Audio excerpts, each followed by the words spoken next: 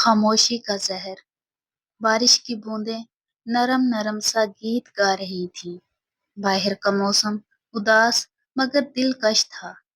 ہوا میں مٹی کی خوشبو گھلی ہوئی تھی، جیسے زمین نے برسوں کے بعد سکون کا سانس لیا ہو۔ عمار کھڑکی کے پاس کھڑا کافی کا کپ ہاتھ میں لیے دھند میں گم نظروں سے باہر دیکھ رہا تھا۔ یہ شہر اس کے لیے نیا تھا، گلیاں، چہرے سب اجنبی۔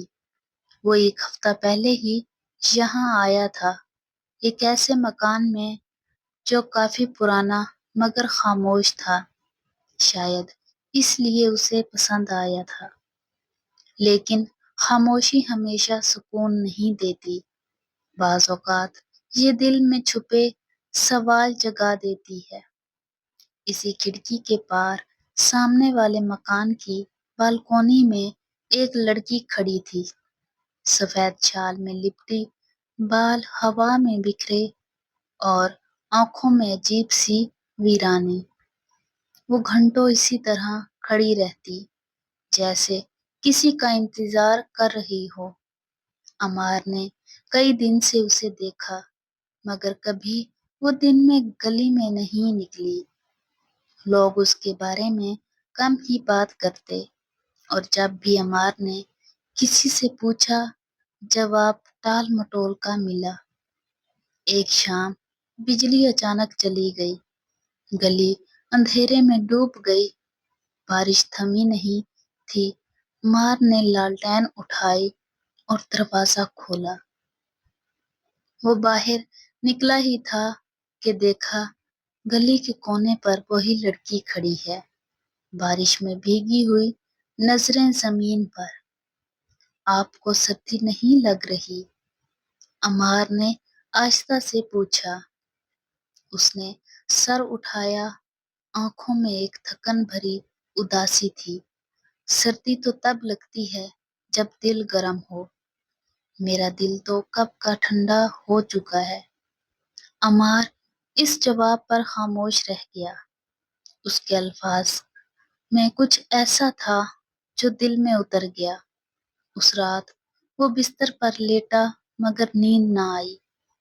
اس کی آنکھوں کے سامنے وہ چہرہ اور وہ جملہ بار بار آ رہا تھا۔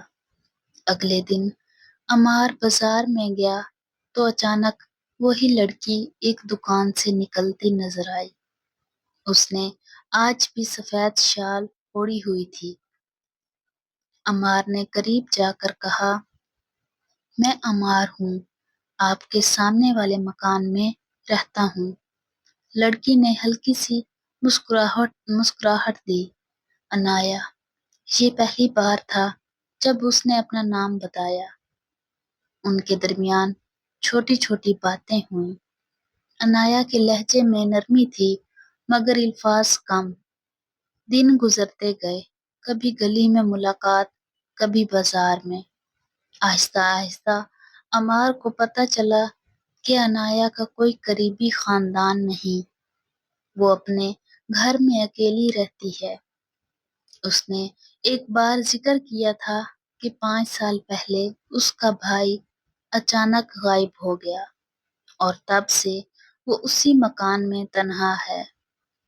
ایک رات عمار اپنے کمرے میں بیٹھا تھا کہ پیانو کی آواز آئی۔ یہ وہی آواز تھی جو وہ کبھی کبھی سنتا تھا۔ تجسس نے اسے گھیر لیا۔ وہ سامنے والے مکان کے گیٹ تک گیا۔ گیٹ کھلا ہوا تھا۔ اندر صحن میں ہلکی روشنی تھی۔ دروازہ کھٹکھٹانے پر عنایا خود باہر آئی۔ آئیے، آپ آ ہی گئے تو اندر آ جائیں۔ گھر کے اندر پرانا فرنیچر، دیواروں پر دھندلے فریم اور کونے میں رکھا پیانو۔ عنایا نے بتایا، یہ پیانو میرے بھائی کا تھا، وہ اسے ہر رات بجاتا تھا، پھر ایک دن وہ نہیں لوٹا۔ پولیس نے کہا شاید وہ مر گیا، مگر مجھے یقین ہے وہ مرا نہیں، اسے مارا گیا ہے۔ عمار نے محسوس کیا کہ عنایا کے دل میں صرف محبت نہیں، ایک زخم بھی ہے، اور شاید وہ زخم بھرنے کے لیے کسی سچائی کی تلاش میں ہے۔ اگلے دن سے عمار نے خود تحقیق شروع کر دی۔ اس نے پرانے محلے کے لوگوں سے پوچھا، مگر ہر بار ایک ہی جملہ ملا: اس معاملے میں نہ پڑو، یہ تمہارے لیے ٹھیک نہیں۔ پھر ایک دن ایک پرانے کتاب فروش نے عمار کو ایک کاغذ دیا جس پر صرف اتنا لکھا تھا: خاموشی کا زہر سب کو مار دیتا ہے۔ عمار نے اس جملے پر غور کیا۔ کیا یہ کوئی اشارہ تھا؟ اگلے چند دنوں میں اس نے پرانے اخبار کھنگالے۔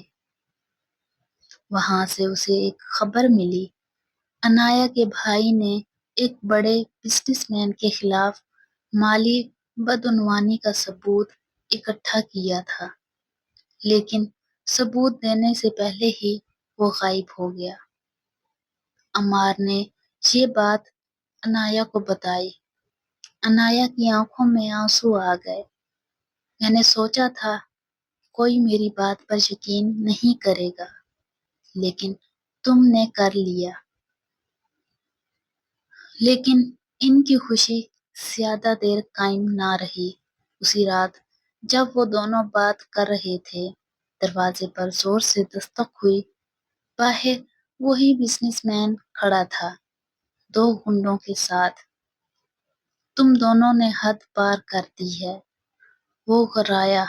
اس کے بعد سب کچھ دھندلا سا ہو گیا۔